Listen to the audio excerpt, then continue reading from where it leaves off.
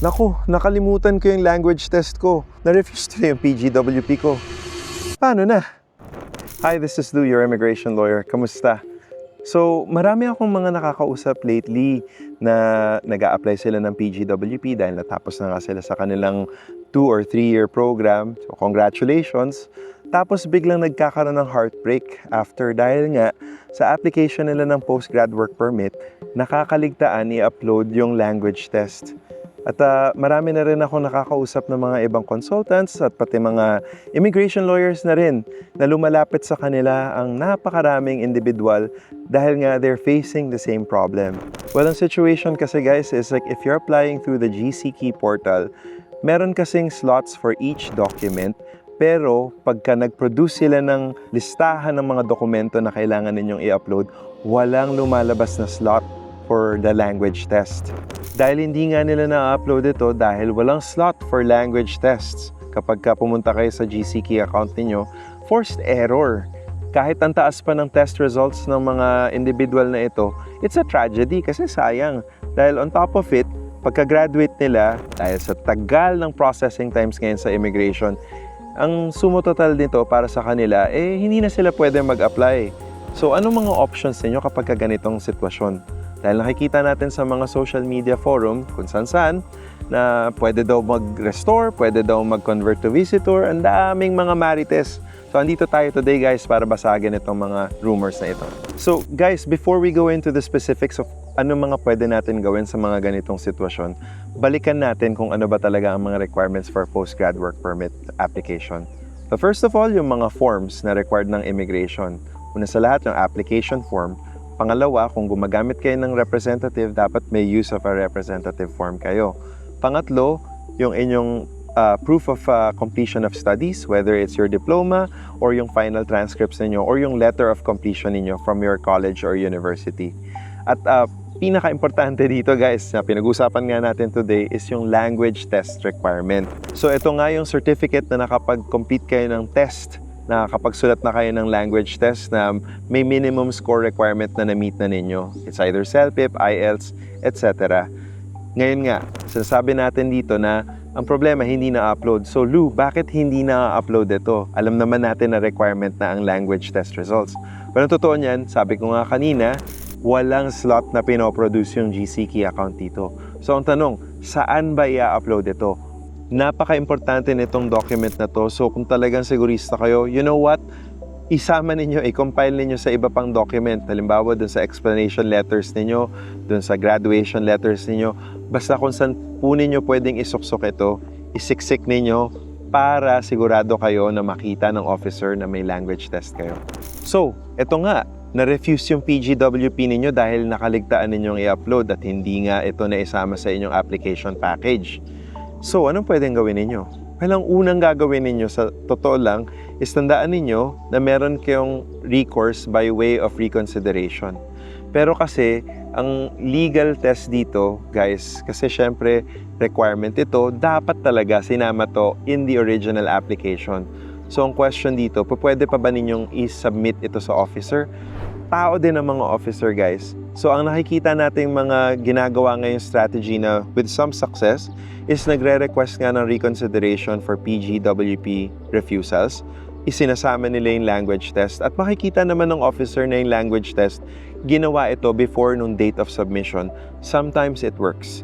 Ang pinakamaganda kapag napunta kayo sa sitwasyon na ito, bukod sa reconsideration request, mag-reach out kayo sa local member of parliament ninyo. Dahil ang local MP ninyo, ang kanilang constituency staff, merong obligasyon na dinggin ang inyong mga problema pagdating sa federal government services. At ang immigration, saklaw po tayo ng federal. So ibig sabihin, ang mga constituency assistants, pati na rin ang MP, responsibilidad po nila kayo. At pwede kayong humingi ng tulong sa kanila. At ang pinakamagandang sitwasyon kapag ganito ay ilalobby nila na kumuha sila ng updates mula sa IRCC at mag-push sila na pagbigyan kung sakali at i-overturn ang decision ng officer.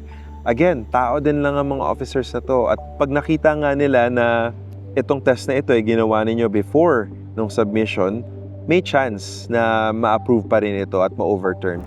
Worst case scenario guys, kung hindi talaga tumalabang reconsideration, even with the MP support, tandaan natin, meron pa tayong ilan pang avenues. Una sa lahat, pwede kayo mag-apply ng temporary resident permit at bigyan ninyo ng sustansya itong TRP application na ito sa pamamagitan ng pag-explain nga ng refused PGWP ninyo na nakaligtaan lang na i-upload ang inyong language test. Pero ito yung flag dito sa issue ng TRP. Guys, ang processing from inside Canada napakatagal. So in other words, naghintay na kayo ng matagal para sa inyong PGWP application, para sa result, tapos maghihintay pa kayo ng matagal, more than half a year, for the TRP results to come out. So, syempre, for others, medyo nakaka-concern yung processing time, pero pwede rin po kayong, kung talagang push to the wall na kayo, pwede kayong umuwi. Pwede kayong umuwi ng Pilipinas at i-file ang inyong TRP application with the work permit, with your explanation. Wala pong guarantees dito, pero ito po yung proper avenue. Ito po yung final point ko, guys. Meron po tayong recourse sa federal court, pero ito po ay napaka-delicate na process. So kung iisipin po ninyo ang inyong federal court options for judicial review, kumonsulta po kayo sa isang immigration lawyer na merong experience litigating this matter.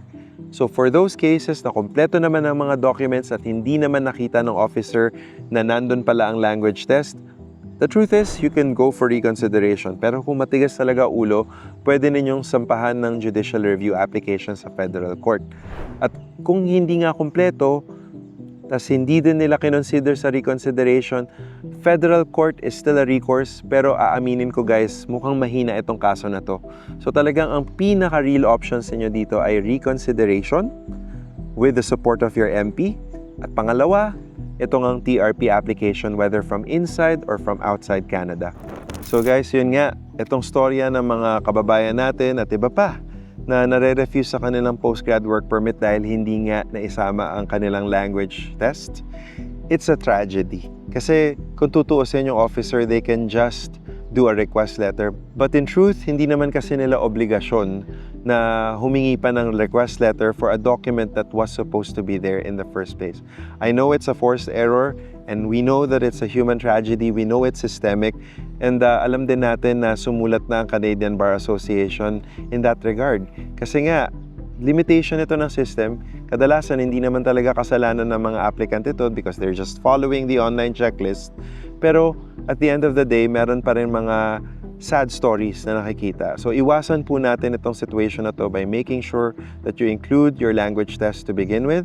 At pangalawa, kung meron talagang problema, alam na ninyo na ang dalawang real options ninyo at this time ay ang reconsideration request with MP support as well as a TRP application whether from inside or outside Canada. If you found this video useful, please like, share, subscribe. Share it with your loved ones, your friends, your classmates. Baka sakaling makatulong. Again, this is Lou, your immigration lawyer. I will see you at the next video. Take care.